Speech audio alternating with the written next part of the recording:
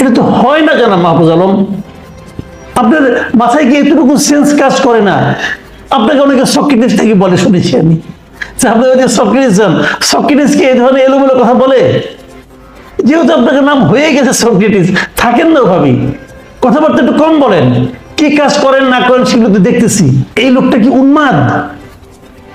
এই ধরনের একটা লোক কি করে সরকারের সঙ্গে থাকে?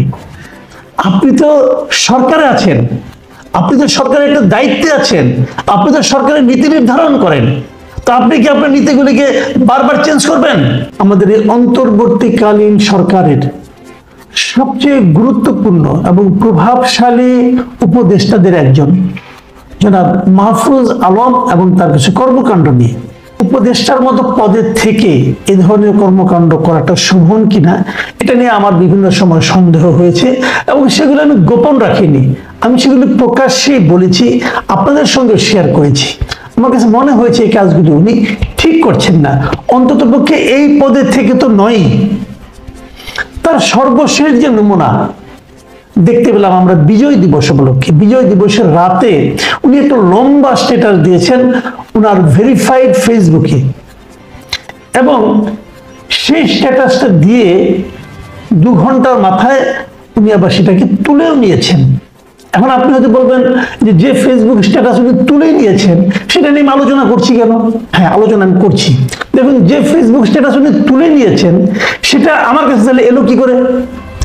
এসেছে এই কারণে যে এটা নিয়ে এরই মধ্যে চারিদিকে তোলপাড় পড়ে গেছে, কেবল দেশে নয় বিদেশেও পড়ে গেছে। আমার বিদেশ থেকে বেশ কয়েকজন বন্ধু আমাকে সেই স্ট্যাটাসটার স্ক্রিনশট পাঠিয়েছে এবং বলেছে, ওনাদের বক্তব্যটা এরকম যে এই লোকটা কি উন্মাদ? এই ধরনের একটা লোক কি করে সরকারের সঙ্গে থাকে? সরকারের নীতি নির্ধারণী পর্যায়ে এই ধরনের একটা লোক কি করে থাকে? এই প্রশ্নটা ওনারা করেছেন। কেন তারা এই ধরনের কথা বললেন আমি আপনাদেরকে একটু একটু দেখাতে চাই। বেশ বড় স্ট্যাটাস, সেই স্ট্যাটাসে উনি যেটা বলতে চেয়েছেন মূলত সেই কথাটা হলো যে উনি একটা অখণ্ড বাংলার স্বপ্ন দেখছেন। এটা উনি দেখছেন না, উনি বলছেন এটাই আসলে বাংলা ছিল, এটাই ছিল, কিন্তু নানা রকম রাজনীতির কারণে, ভারতের রাজনীতি, পাকিস্তানের রাজনীতি, ব্রিটিশ রাজনীতির কারণে সেটা ভেঙে গেছে এবং সেটা এক সমান হয়নি, একরকম হয়নি, প্রত্যাশার মতো হয়নি, এবং না হওয়ার কারণে আজকে বাংলাটা এরকম খণ্ড বিখণ্ড। এটাকে উনি কি বলেছেন ওনার ভাষায়, বরং আমি আপনাদের টুকটাক একটু একটু করে পড়ে শোনাই। এবং সেই স্ট্যাটাসে যে স্ক্রিনশটগুলো এখন তো মানুষের হাতে হাতে ঘুরছে, সেই স্ক্রিনশট আমার কাছে এসেছে, আমি সেখান থেকে কিছু দেখাচ্ছি আপনাদেরকে। উনি যে জায়গাগুলো লিখেছেন সেটা হলো যে বিজয় এসেছে, বিজয় আসছে আমাদের, তবে সামগ্রিক নয় মুক্তি, সামগ্রিক নয়, মুক্তি এখনো বহুত দূর, মানে উনি বহুত দূরের মুক্তিটা দিকে যেতে চাচ্ছেন। আচ্ছা, উনি কি লিখেছেন শুনেন। হিমালয় থেকে বঙ্গোপসাগর পর্যন্ত এই অঞ্চলের সভ্যতা ও সংস্কৃতির যে গড়ন তা আদতে উত্তর ভারতের চাইতে আলাদা। মুসলিম হিন্দু নির্বিশেষে যে সেই সভ্যতা ও সংস্কৃতির পূর্ণ বিকাশ ও হিমালয় থেকে বঙ্গোপসাগর পর্যন্ত জনপদ পুনরুদ্ধার ব্যতীত পোকায় খাওয়া পূর্ব পাকিস্তান হয়ে বাংলাদেশ দিয়ে আমরা মুক্তিকে ছুঁতে পারবো না। তার মানে হলো যে হিমালয় থেকে বঙ্গোপসাগর পর্যন্ত যে জনপদটা আছে এই জনপদটাকে পুনরুদ্ধার করতে হবে, করে একটা দেশ বানাতে হবে।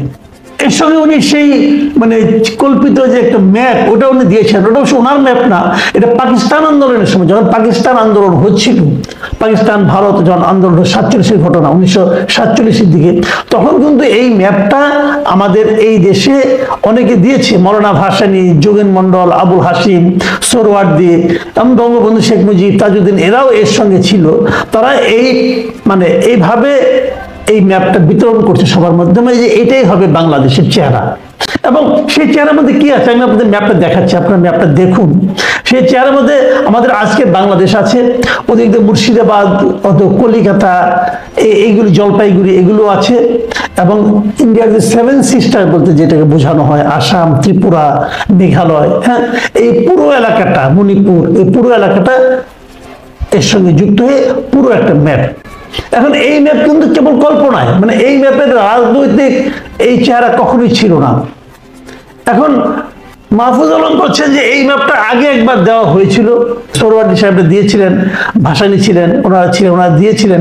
সেই ম্যাপটা বলছে যে এটা যতদিন পর্যন্ত অর্জিত না হবে ততদিন পর্যন্ত নাকি পুরোপুরি মুক্তি আসবে না। তো এই ধরনের কথা আমরা আগেও শুনেছি, আরো অনেকে এই ধরনের কথা বলেছেন, অনেক ভারতীয় অনেক নেতা, অনেকে মানে অখণ্ড বঙ্গের কল্পনা করেছেন, কিন্তু সেটা কিন্তু আমাদের বাংলাদেশ কিংবা ইন্ডিয়া কারোর মধ্যে কিন্তু সেটা গৃহীত হয়নি। কেউ সেটাকে কিন্তু বাস্তবে রূপ দেওয়ার কথা ভাবেও নি এবং সেটা যথাযথ বলে বলেও নি। কারণ বললে পরে কি হয়, রাষ্ট্রীয় যে সার্বভৌমত্ব সেখানে কিন্তু নানা ধরনের প্রশ্ন আসে। কাজেই সেটা আপনারা কতটা শোভন অথবা এ ধরনের একটা গুরুত্বপূর্ণ পদে থেকে সেটা নিয়ে কিন্তু আলোচনা আছে। আমি আরো এই ওনার স্ট্যাটাস থেকে আরো একটু পড়ি। উনি বলেছেন, এ রাষ্ট্রের জন্মদাগ তথা ভারত নির্ভরতা ও ভারতের আধিপত্য মুক্ত রাখতে ৭৫ আর ২৪ ঘটাতে হয়েছে। দুই ঘটনার ব্যবধান ৫০ বছর, কিন্তু আদতে কিছুই পরিবর্তন হয়নি।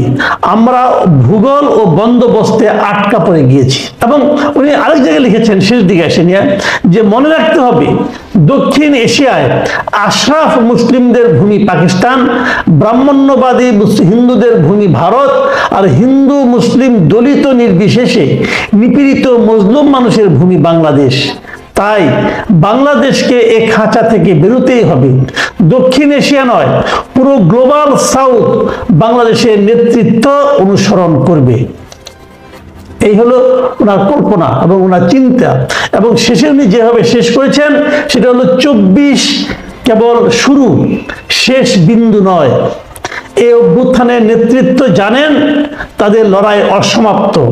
এই লড়াই শেষ করতে তারা এখনো জীবন দিতে প্রস্তুত, যাবেও হয়তো তাদের জীবন। মানে উনি বলতে যাচ্ছেন যারা ওনারা নেতৃত্ব দিয়েছেন, সেই নেতৃত্ব যারা আছেন তারা জানেন যে আন্দোলনের শুরু মাত্র, এটা শেষ হইতে আরো অনেক দূর যেতে হবে।